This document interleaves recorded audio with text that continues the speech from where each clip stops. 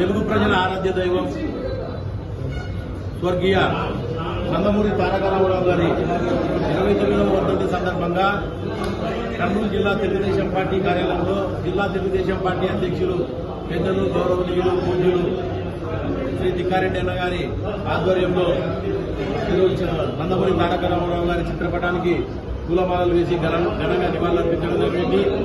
కార్యక్రమంలో జిల్లా తెలుగుదేశం పార్టీ ప్రధాన కార్యదర్శి అయినటువంటి ఆకిరెడ్డి ప్రభాకర్ గారు, తెలుగుదేశం పార్టీ సీనియర్ నాయకుడు నాగేశ్వరరావు యాదవ్ గారు, అదేవిధంగా కర్నూలు పార్లమెంటు సభ్యులైనటువంటి ఎంపీ మస్తిపాటి నాగరాజు గారు, అదేవిధంగా ఇతర తెలుగుదేశం పార్టీ సీనియర్ నాయకులు, అదేవిధంగా తెలుగుదేశం పార్టీ కార్యకర్తలందరూ కూడా పాల్గొని నందమూరి తారక రామారావు గారికి నివాళులర్పించడం జరిగింది.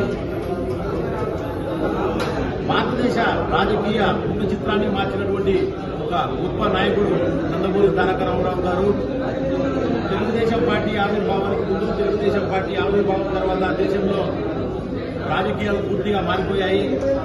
తెలుగుదేశం పార్టీ స్థాపించి 9 నెలల కాలంలోనే తెలుగుదేశం పార్టీని అధికారంలోకి తీసుకుని వచ్చి జాతీయ స్థాయిలో ప్రాంతీయ పార్టీలన్నింటినీ కూడా ఒక తాటిపైకి తీసుకుని వచ్చి కూటమి ఏర్పాటు చేసి జాతీయ స్థాయిలో కూటమి ప్రభుత్వాన్ని అధికారంలోకి తీసుకొచ్చినటువంటి ఒక గొప్ప నాయకుడు నందమూరి తారక రామారావు గారు.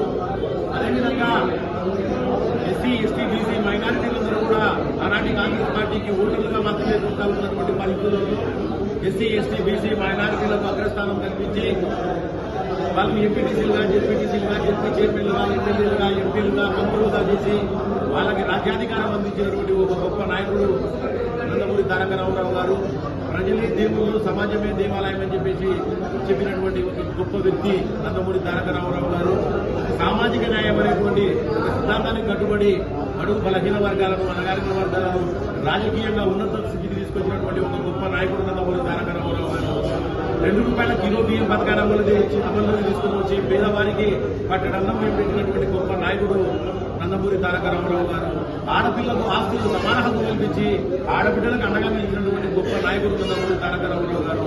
ఈ రోజు నందమూరి తారక రామారావు గారి అడుగుజాడల్లో పయనిస్తూ గత కొన్నేళ్లుగా తెలుగుదేశం పార్టీకి రథసారథిగా ముందుండి తెలుగుదేశం పార్టీని నడిపిస్తూ ఈరోజు తెలుగుదేశం పార్టీని అధికారంలోకి తీసుకొచ్చినటువంటి ప్రియతమ నేత నారా చంద్రబాబు నాయుడు గారు సామాజిక న్యాయం అనేటువంటి నందమూరి తారక రామారావు గారి సిద్ధాంతాన్ని, ఆశయాన్ని కట్టుబడి ఈరోజు బడుగు బలహీన వర్గాలకు, అధికారిక వర్గాలకు ఈరోజు పెద్దపీట వేస్తూ వారికి నామినేటెడ్ పదవులు కావచ్చు, మినిస్టర్ పదవులు కావచ్చు, ఎమ్మెల్యే పదవులు కావచ్చు, ఎంపీ పదవులు కావచ్చు, వాళ్ళందరికీ కట్టుబడుతూ ఈరోజు సామాజిక న్యాయానికి కట్టుబడి నందమూరి తారక రామారావు గారి ఆశయంలో ఈరోజు ముందుకు సాగుతా ఉన్నారు అని చెప్పేసి సందర్భంగా తెలియజేస్తూ రాష్ట్రంలో ఉన్నటువంటి ప్రతి ఒక్క బడుగు బలహీన వర్గాలకి, అణగారిన వర్గాలకు సంబంధించినటువంటి ప్రతి ఒక్కరు కూడా తెలుగుదేశం పార్టీకి కట్టుబడి ప్రియతమ నేత నారా చంద్రబాబు నాయుడు గారి నాయకత్వంలో, అదేవిధంగా తెలుగుదేశం పార్టీ జాతీయ ప్రధాన కార్యదర్శి అయినటువంటి నారా లోకేష్ గారి ఆధ్వర్యంలో